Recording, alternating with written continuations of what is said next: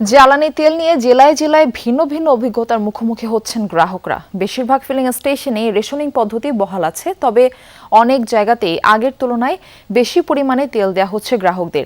এদিকে ডিপো থেকে চাহিদার তুলনায় অনেক কম সরবরাহ মেলায় রংপুর বিভাগ সহ বিভিন্ন জেলায় অনেক ফিলিং স্টেশন এখনও সাময়িকভাবে বন্ধ রাখতে হচ্ছে বলে জানিয়েছেন মালিকরা। তেলের জন্য এক পাম্প থেকে আরেক পাম্পে ঘুরছেন গ্রাহকরা। সিলন টি রপ্তানিতে শীর্ষে। রংপুর নগরীর সিটি ফিলিং স্টেশন সকাল থেকেই অপেক্ষায় বাইকার সহ অনেক গ্রাহক। তবে দুপুর পর্যন্ত সিরিয়ালে থেকেও তেল পাননি কেউ। কখন মিলবে তাও নিশ্চিত নন তারা। সকাল সেই 8টার দিকে আসছি, এখন পর্যন্ত দাঁড়িয়ে আছি।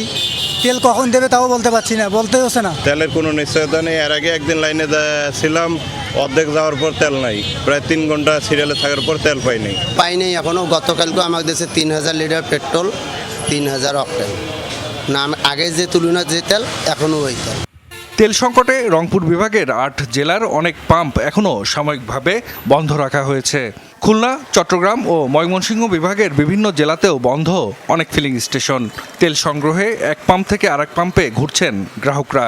পাম্প সংশ্লিষ্টরা বলছেন, চাহিদার তুলনায় ডিপো থেকে সরবরাহ অনেক কম থাকায় দ্রুত ফুরিয়ে যাচ্ছে মজুদ।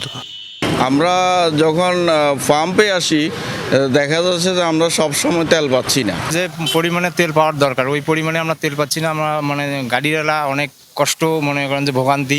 যেহেতু তেলের দাম বাড়ানো হয়েছে, আমরা আশা করছিলাম যে এরকম ঘন্টার পর ঘন্টা হয়তো বা লাইনে দাঁড়ানো নাও লাগতে পারে, কিন্তু দুঃখজনক হলো সত্য যে আমাদের দীর্ঘ লাইনে দাঁড়ানো লাগতেছে। আগের মতোই সংকটটা আমরা 2-1 দিন পর পরে পাইতেছি, আর যা পাচ্ছি তাই কাস্টমারকে দিতেছি। তেল এখনো বর্তমান আপাতত নাই। এখনও রেশনিং পদ্ধতি বহাল রেখেছেন পাম্প মালিকরা। তবে আগের তুলনায় গ্রাহকদের কাছে পরিমাণে বেশি বিক্রি করা হচ্ছে। আবার কোথাও কোথাও বাইকারদের চাহিদা মতো তেল দেয়া হলেও অন্য যানবাহনে তা দেয়া হচ্ছে না বলে অভিযোগ করেছেন চালকরা। চাহিদা মতো তেল পাওয়া গেছে আর কি, তো আর একটু ডিসিপ্লিন থাকলে ভালো হয়। যদি সব পাম্পে যদি তেল দেয় তাহলে এই ভোগান্তিটা হয় না। তেল পাওয়া যাচ্ছে না, আবার মনে করেন যে তেল লাগবে 80, তেল দিচ্ছে 60, তাহলে তো আমরা ঢাকা থেকে তো আমরা আসতে পারছি না। ঢাকা থেকে আমরা আপ ডাউন করতে পারবো না।